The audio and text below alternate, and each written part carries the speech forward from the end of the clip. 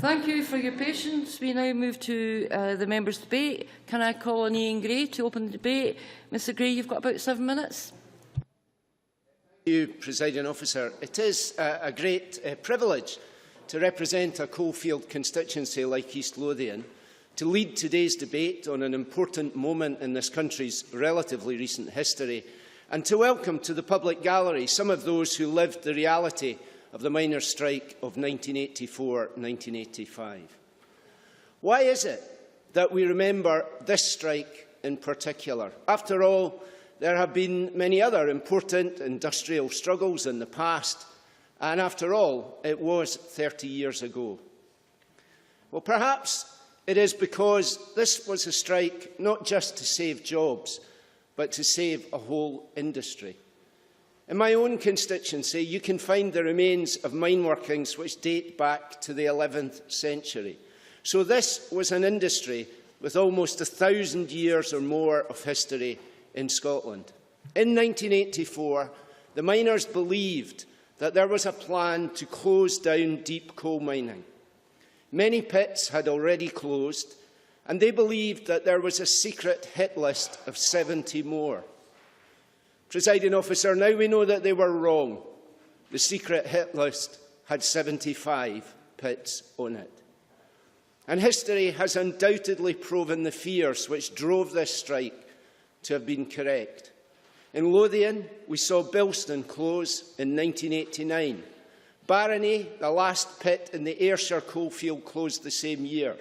Monkton Hall went in 1997, taking with it the savings of 130 miners who had given everything they had to keep it going as a cooperative. And in 2002, the last deep coal mine in Scotland, Long Annet, was abandoned to the floodwaters. Remember, too, that these were not just any jobs the miners sought to save. There is something special about a job which requires you to bury deep into the earth itself and bring out the coal 300 million years in the creation, and all to satisfy one of humanity's most fundamental, primeval needs for warmth. But we should not be sentimental about that work. It was hard, unpleasant, and dangerous. It often maimed, and it sometimes killed, either shockingly suddenly or agonisingly slowly. I never met a miner who was not inordinately proud of what he did, but I met many who were relieved when their son did something else and did not have to go down the pit. So how then did the miners find the strength to do this kind of work? They found it from each other through extraordinary comradeship, self-sacrifice and solidarity, because there is no other way you can survive half a kilometre underground. And that strength and solidarity imbued mining families and mining communities too, so that mining was a way of life in our coalfields, much more than just a job. No surprise, then, that with so much at stake, that when this dispute came, it also was not just any strike. Like the work itself, it was always hard, often unpleasant, and sometimes dangerous. It hurt, and it wounded, and it scarred. But whole communities mobilised.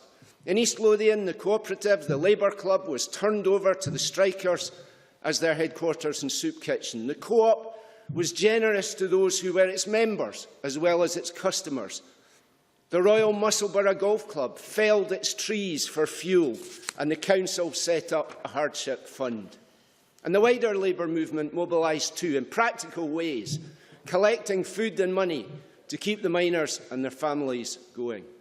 But above all, everywhere, the women, in places like Prestonpans and Tranent and Ormiston and Elphinstone, they rose up too, with their husbands, their fathers, their sons, and organised. In the soup kitchens, on fundraising tours and trips at home and abroad, and yes, on the picket line itself. They did not support this strike, but rather shared in the leading of it. So with so much at stake, it's not surprising either that the forces ranged against the miners also mobilised without quarter. They tried to turn miner against police officer, coalfield against coalfield, family against family, and even miner against miner. And they sometimes succeeded. And so, at the end of a long and bitter year, there was no victory for the miners. Yet they marched back to work with heads held high, their pride undented and their dignity intact.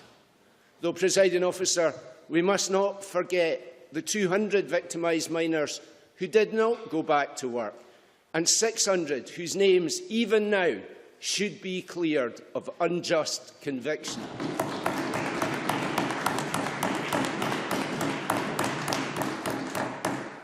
The Tory government of the time called the miners the enemy within, and they may have been the Tories' enemy. But to us, and to many, they were the strength within, the decency within, and the hope within. So what is important today is, yes, to commemorate the miners' struggle, but not to memorialise or to mourn it. Rather, in remembering, we should rededicate ourselves to the ideals with which they confronted the hardest of work and the bitterest of struggle. Ideals which mean that mining communities like those I represent today still stand strong and proud, although their mines are gone. Ideals of community, solidarity, justice and fairness. For thus it is that the men and women of this country's coalfields will never really be defeated.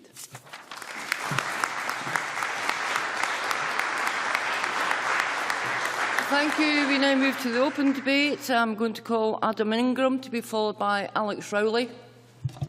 Thank you, Presiding Officer. The words that follow are not mine, but belong to a good friend who gave himself to the struggle 30 years ago. We have no choice. They'll no negotiate. McGahey and Clark have tried. We've tried everything. Work to rule, no overtime. Even the NACODS boys who had enough. McGregor, Thatcher, they want a fight.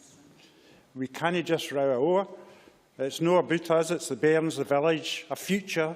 Where else can we work? Cutting peats on Aird's Moss, eh?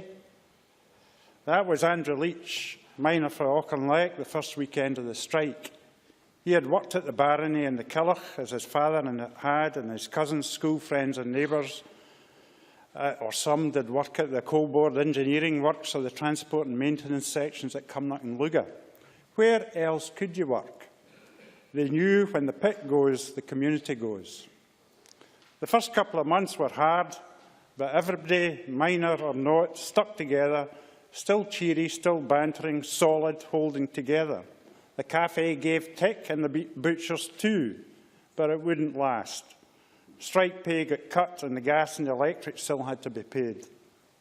At the turn of the third or fourth month, the women set up the food bank in the club. Donations came in and bags were prepared for each of the families. The retired men and the widows would arrange for their concession coal to be distributed, and you could still see the mass ranks of the slosh and the alley-cat on the dance floor on a Saturday night. Resolve was steady, but morale was being sapped. Stories circulated, so-and-so is going back, they're going to let the pit flood, some have gone in at Bilston or Fife or somewhere. Rumours take their toll, but it was statements that hit the hardest. The families could cope with the silence of their MP, they expected nothing more. But when Kinnock, the leader of their party, a Welshman of mining stock, told them to pack it in, go back to work, accept defeat and the coming closures, the sense of abandonment, betrayal and despair was tangible. The folk in Auchinleck knew they still had support beyond the mining community. The collections we made didn't dwindle. The working people of Scotland still put their hands in their pockets, but as time went by, you sensed that what had been given to aid the fight was now given in pity, but still in solidarity. 9 months in, and some men had gone back. Tensions grew. Families were struggling to maintain dignity and cohesion, but they did. But doesn't have time. I haven't got the time. There was no more tick at the butchers, but a lurcher is faster than a rabbit. And back in 84-85, there were loads of rabbits in the Aird's Moss. I was privileged to know these people. I was humbled by their courage. I was and am disgusted by the lies that have been told about them, that they were fools led by a madman, that they brought it upon themselves. They were not. They were people who knew that they had to take a stand for the future, for their children and for their community.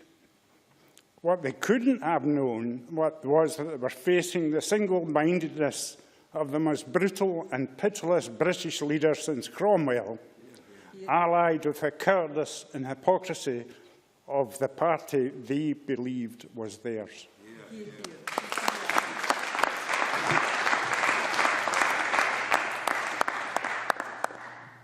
Alec Rowley, to be followed by Murdo Fraser.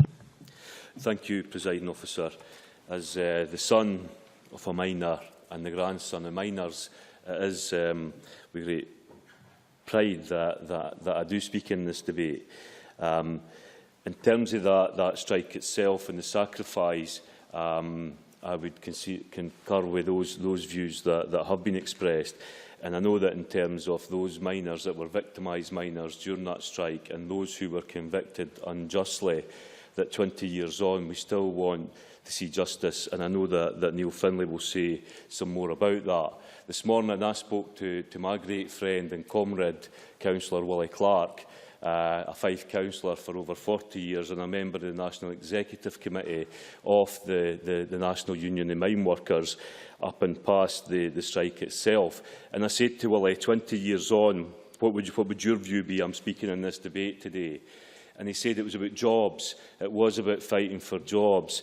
And it was to ensure not terms and conditions or wages, but jobs. And that is the great emphasis that needs to be put on that strike. It was about jobs. He also talked about the role of the miners' wives and the miners' partners throughout that campaign. But most importantly all, he stressed that it was about communities, and it was about keeping communities together, keeping the mining communities together so that they had a future.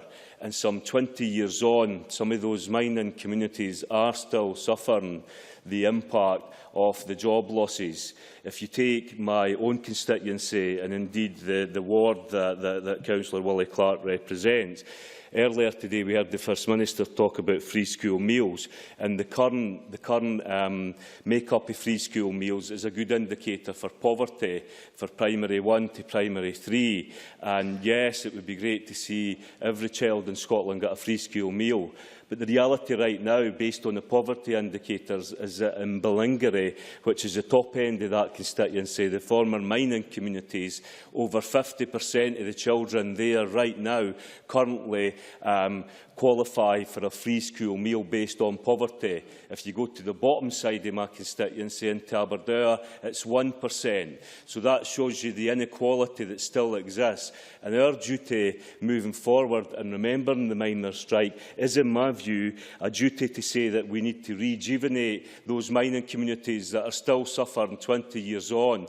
We've got to address the inequalities that still exist, the inequalities in low wage, and that's why the procurement bill, which was talked about earlier today, in the living wage, is something absolutely that we need to force through, because it is low-paid women workers in those mining communities that are still suffering as a result of the consequences of the miners' strike. Likewise, in terms of training, in terms of skills, in terms of opportunities, whether it was the shipyard workers on the Clyde, whether it was the Jarrow marchers, throughout history, the Labour movement, people have marched for jobs, people have campaigned for jobs, and that needs to be our priority, and that would be the fitting memory to that massive, tremendous struggle of 20 years ago, that we tackle social inequality and deprivation and give people jobs in the former mining communities. Thank you, Murdo Fraser, to be followed by Jamie Hepburn. Thank you, Presiding Officer. Can I commend Iain Gray on bringing this important motion to Parliament and congratulate him on his speech reflecting the interests of his constituents. Where I would agree with Iain Gray is that there is no doubt the miners' strike of 1984-85 was a defining moment in our recent history. No event demonstrates more the pains of change in the Scottish economy than that particular episode. Now, no government is happy to see livelihoods lost, but we need to recognise that coal mining was an industry so uneconomical. It was at that stage losing nearly £14 in every tonne of coal produced in Scotland. And whatever government had been in power at that time, now, Mr Finlay will get a chance to speak later. I've only got 4 minutes. Whatever government had been in power during the 1980s, changes to the structure of the coal mining industry were inevitable. And contrary to popular belief, the then Conservative government did support Scottish mines. For example, between 1980 and 1983, the Paul Mays mine in Stirlingshire was subject to more than £15 million of investment designed to make it economically viable.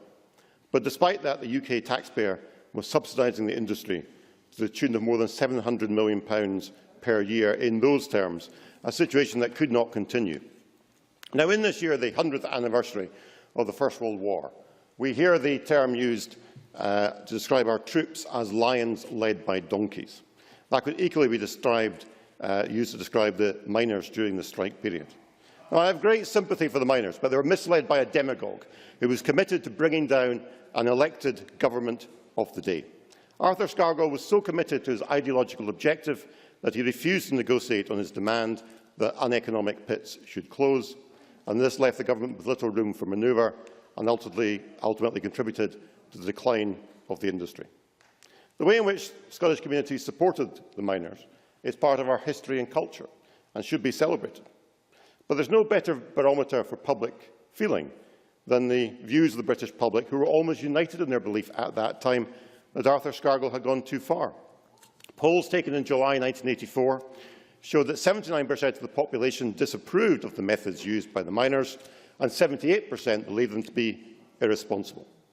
For any strike to be successful, it has to carry the goodwill of the public, and that ran out as a result of Scargill's actions.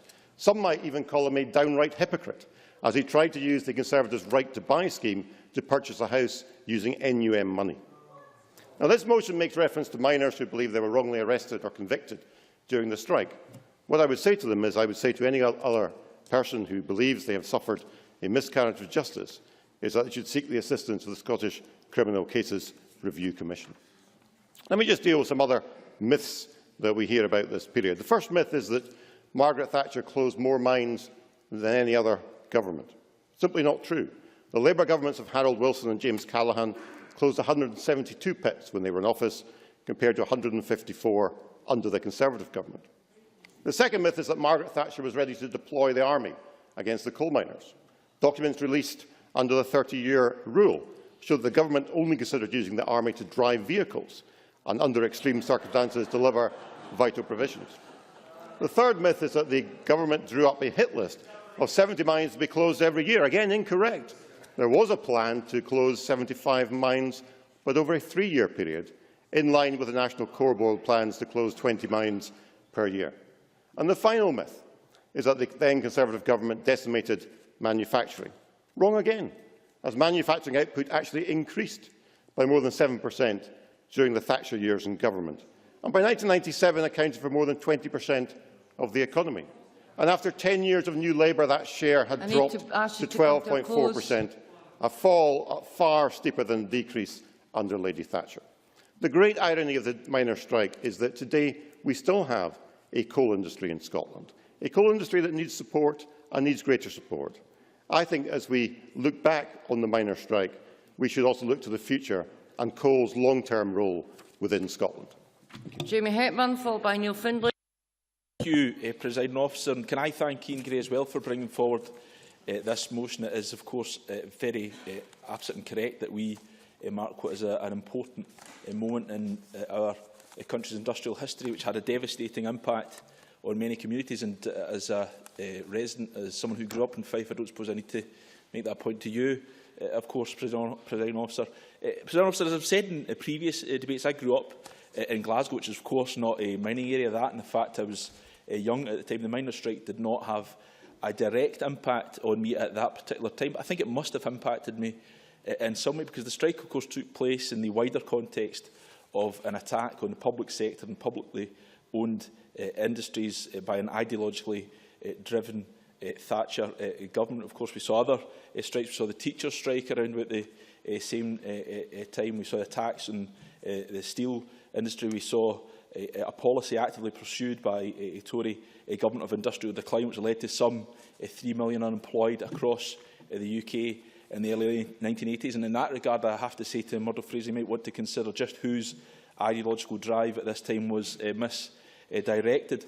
All of this, and the miners' strike was absolutely part of that, I think contributed to my own sense, even at a young age, of a UK government completely alien to the values of those around me, and certainly to those values that I hold now. And I also thought it was important for me to speak in this debate because I represent a former mining area, and I should be clear that none of the pits in my area actually closed during the 84-85 strike, were closed as a result of that period, but they closed many years before. But there's great pride in the role of the area in Kilsyth and Croy as part of Scotland's mining heritage, and many local people, of course, paid a high price as part of that industry with the Dumbreck pit disaster in 1938 and miners from Goodork killed in the Auchengeich disaster later on. And as Iain Gray's motion itself says, many thousands of people in Scotland showed solidarity with the striking miners, and that was absolutely the case in my area. And indeed, although none of the pits in my area closed at that time, there would have been those who lived there who worked in pits that were directly affected. President Officer, I think we all know how devastating this process of pit closures was. And I think that's virtually universally accepted. And I'm going to quote a surprising source. The quote goes as follows: "Many of these communities were completely devastated, with people out of work turning to drugs and no real man's work because all the jobs had gone. There is no doubt that this led to a breakdown in these communities, with families breaking up and youths going out of control. The scale of the closures went too far. The damage done to those communities was enormous as a result of the strike." That was Norman Tebbit who said that, and I have to say, if even he could show some mea culpa, you might have thought Murdo Fraser could have today. And if the man who would have been encouraging miners to clamber onto a cycle can even see this truth, and surely we can all accept that this was a process of deindustrialisation too far, personifying the cruelty of an economic philosophy that values markets above people. And that's a philosophy that I think we must continue to debunk to this day. Neil Findlay, followed by Christine Graham.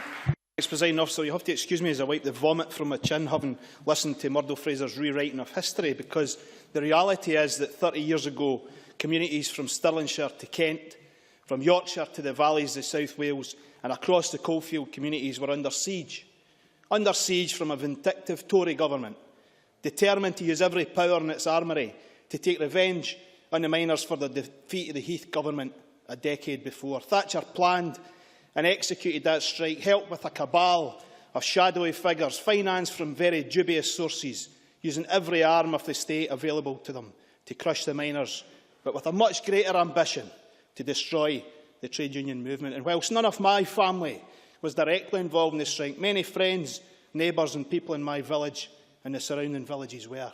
Polkemmet was a major employer. The strike was my political awakening. I followed every bit of it on the news and in the media. I followed every word of Arthur Scargill, Peter Heathfield, McGahey, Eric Clark and the rest.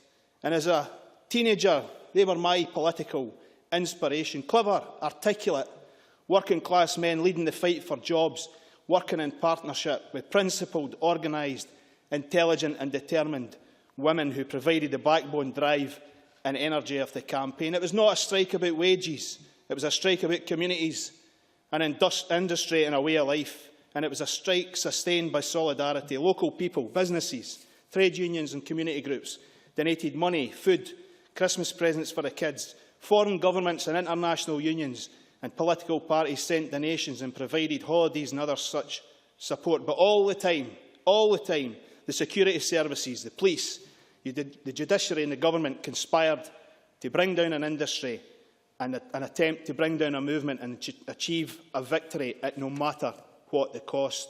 Now, in Scotland, we're repeatedly told that policing here was different from England. and we had community policing, and that because people knew one another there was less friction and fewer arrests.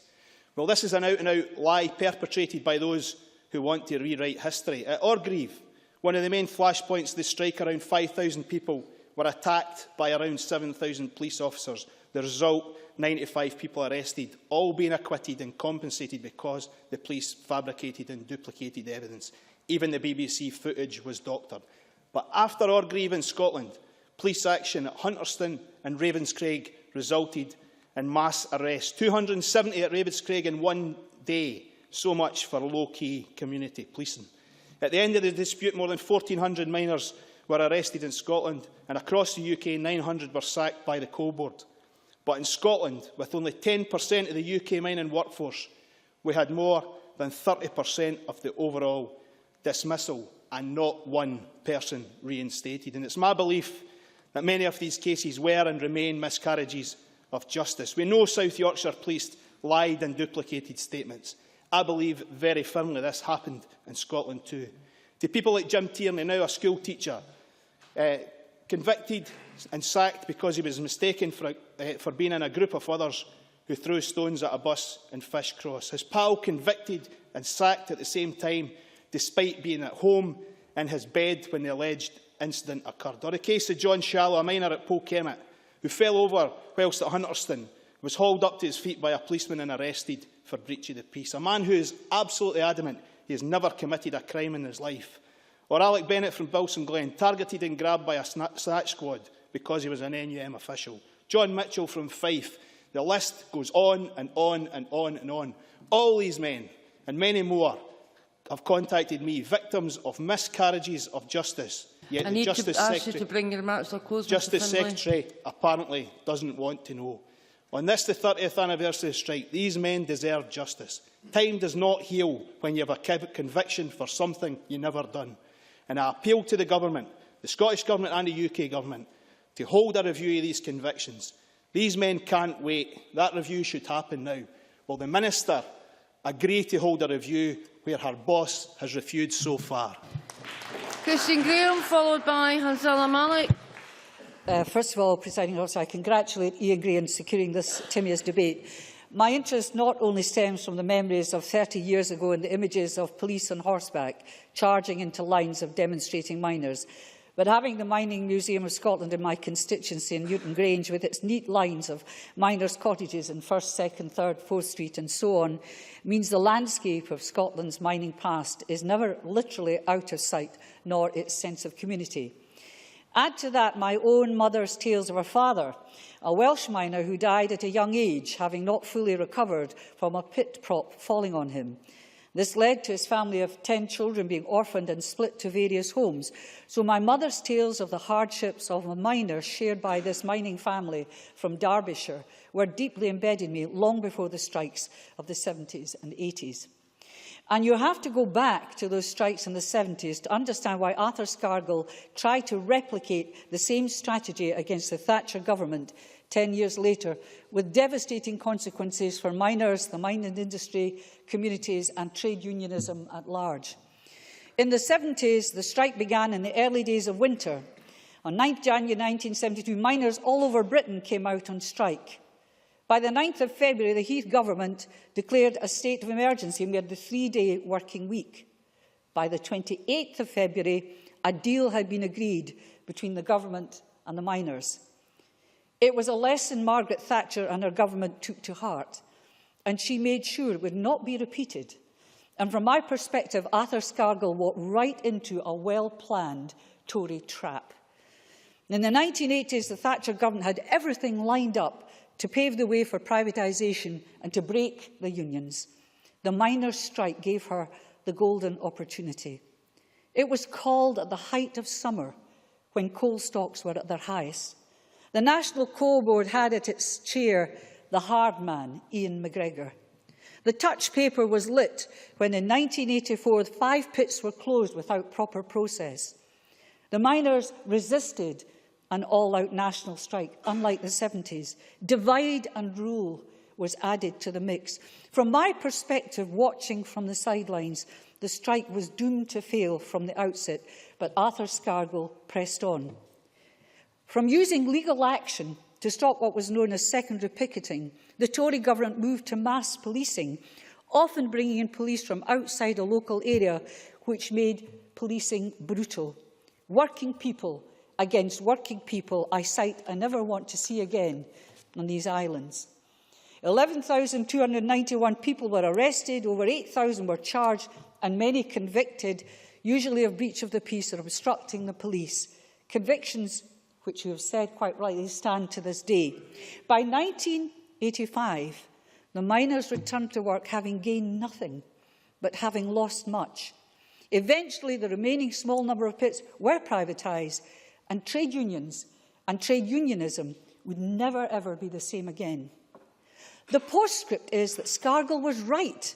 There was a hit list of pit closures, but he was the wrong man to lead the strike at the wrong time. And I have to say, if Mick Magahey had been given a greater role at the time, perhaps the history of the trade union movement and Tory privatisation would have been different. With his better understanding of the strategy required, the essence of right timing, and being more personable, eloquent and persuasive to the public ear than Scargill, I don't think, at the very least, the humiliation of the miners and the subsequent rampage of privatisation would have been so easily won. So I welcome the commemoration of the heroic fight of the miners, who deserved, on all sides, much better than they got. And the final speaker, Hansala Malik. Thank you very much, Presiding Officer, and good afternoon to you. Please allow me, first of all, to thank Iain Gray for securing this very important debate today. History is important, and this remarkable event has had a lasting effect. This is seen in the community today, and therefore should not be allowed to be forgotten. March 2014 marks the 30th anniversary of the start of the 1984-85 miners' strike, which had a devastating impact on coalfield communities throughout Scotland and the UK. The strike actually began in Stirlingshire. Today, the strike legacy has been across the Britain, where there were 170 operating coal pits dotted across Britain in 1984. Now only 3 remain. The miners' strike in 1984 was a largest strike of its time. It lasted over a year and made life extremely difficult for the miners and their families. The strike was not about money, but about jobs and industry survival. Many miners were forced to survive on welfare and kind donations during the strike. Miners across Scotland and the UK sacrificed much to help each other in the fight against the National Coal Board. Women played a significant role in the strike, mobilising support for the miners. Women set up and ran community kitchens to feed miners and their families, dealing with the hardship of the strike.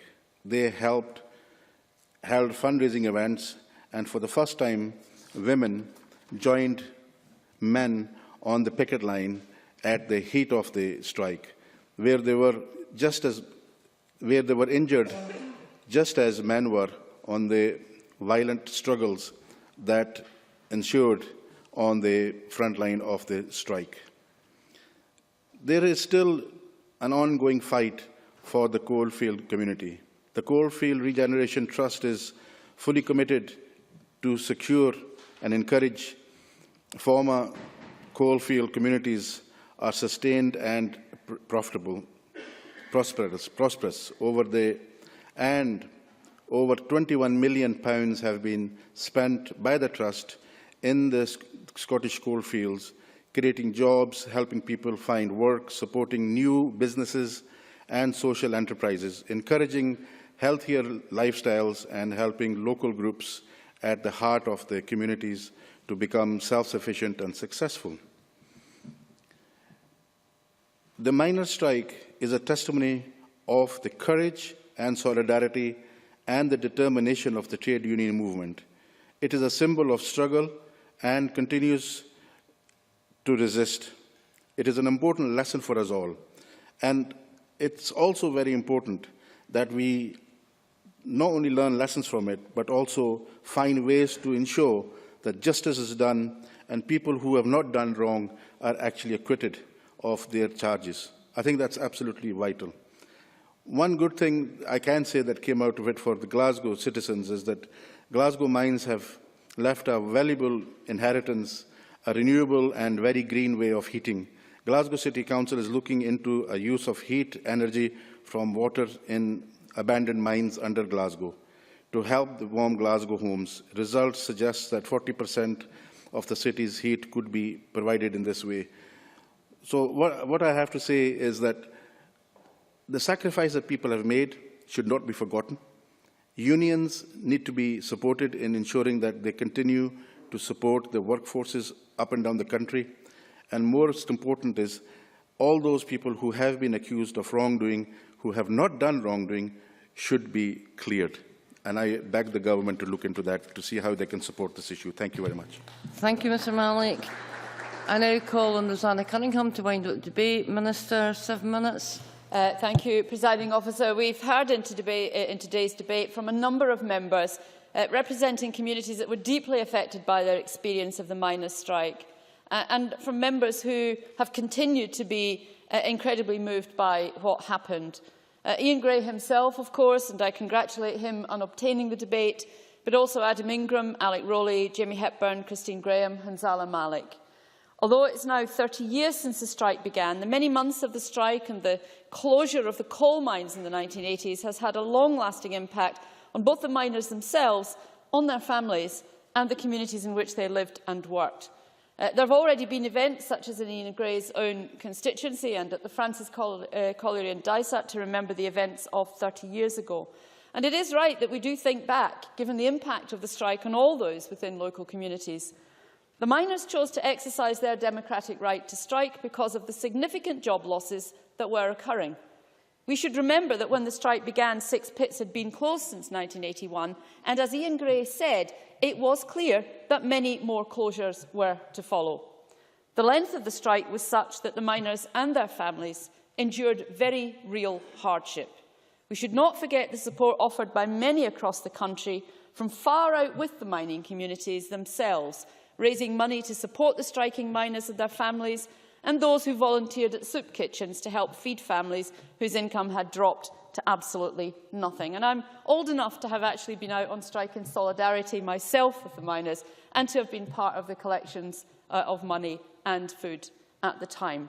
The closure of coal mines across Scotland has had a lasting impact on these communities, leaving a toxic legacy of unemployment that we can't ignore. And can I just say that Murdo Fraser's contribution was interesting, but it didn't accord with any reality I remembered throughout the 80s in Scotland, where industry after industry was shut down year after year. But it is also important that we do look to the future, and that was something touched on by Alec Rowley and Hanzala Malik. The Scottish Government's regeneration strategy places community-led regeneration at the heart of its approach. This delivers what local people themselves know will make a difference. The Scottish Government has provided funding to the Coalfields Regeneration Trust, who have invested over £21 million in the Scottish coalfields, creating jobs, helping people into work, supporting new businesses and social enterprises, encouraging healthier lifestyles, and helping local groups at the heart of their communities become successful and self-sustaining. And by concentrating our regeneration efforts to those communities that need it most and working with local people to deliver change, we can help reverse the decline felt in former coalfield communities. Now, a number of members, most notably Neil Findlay, have raised concerns about the conduct of the police during the strike. And nobody should be in any doubt that the police do a difficult and demanding job. And I know that recent events in England have highlighted that it is vitally important that the police can be held to account for their actions. But, Presiding Officer, there are clear and well-established procedures in place to consider and investigate any complaints made against the police, and any concerns about police conduct should be made to the Chief Constable in the first instance. If any individual remains dissatisfied, the case can be referred to the Police Investigations and Review Commissioner. Iain Gray. Surely the Minister must acknowledge that this is not an issue about particular instances. This was a strategic approach to policing, unique in our recent history, And that's why these cases warrant a review, a collective review of how those miners came to be victimised. Minister. I'll come to the issue about the review, because I thank Iain Gray for his intervention then, because I think there's perhaps some confusing signals coming as to what the expectation is from such a review. If I can just go back to the remarks I was making, and I'll come back to that particular point. Where there's an inference of criminality, the allegation will be referred to the Crown Office, which is empowered to undertake independent investigations and bring prosecutions where appropriate. Now, the motion refers to people who, it is alleged, were wrongly convicted of criminal offences during the strike. And I noticed, and I can't remember who it was who actually said that there were a great many who, when they went to court, I think it was Neil Findlay talking about Orgreave, were actually acquitted. So many of the cases in the courts at the time were recognising that cases were not solid. And I think, you know, that was, well, you know, I want to, well... Very briefly, Mr Findlay. The important thing is that at that time there was established widespread malpractice by the police in South Yorkshire. The argument is that that happened in Scotland as well. Therefore, we need to look overall at what happened in Scotland, and we need to look overall at these cases. Now, as someone who stood in solidarity and did collections and did all the good things that I would expect her to do during that strike, surely she agrees that we should go down that route in Scotland. Minister. Well, can I press on with my explanation of where we are? Since 1999, we have had a Scottish Criminal Cases Review Commission. Now, they operate entirely independently of our courts, the police, prosecutors and the Scottish Government, and have the responsibility to investigate potential miscarriages of justice. If the Commission investigate any case and come to a view that a miscarriage of justice may have occurred with a person's conviction, they have a special power to refer the case back to court for an appeal in cases that otherwise have exhausted the normal appeal process. And members have raised specific cases of what they consider to be false convictions. And that is the correct route for that to be taken. Now, in respect of the inquiry into the overall matter, members must be aware that only the courts can overturn criminal convictions. So I need to be very clear if what we're being asked effectively is to have a situation where the members are happy that there is a general review that doesn't actually tackle what they consider to have been miscarriages of justice. Because there is a way to do the tackling of miscarriages of justice, and that doesn't seem to be what's being discussed. So only courts can overturn criminal convictions, not governments. I'm in my last seconds, Presiding Officer. We do have robust procedures in place within our justice system as part of the checks and balances to protect against miscarriages of justice. And I understood that's what we were talking about. There are procedures in place to investigate complaints against the police and to review historical convictions where it is alleged that a miscarriage of justice took place, such as has been alleged in this chamber today. And we should rely on those tried and tested independent processes to be used as needed. Thank you. That ends the debate in the name of Iain Gray. I now suspend until 2:30.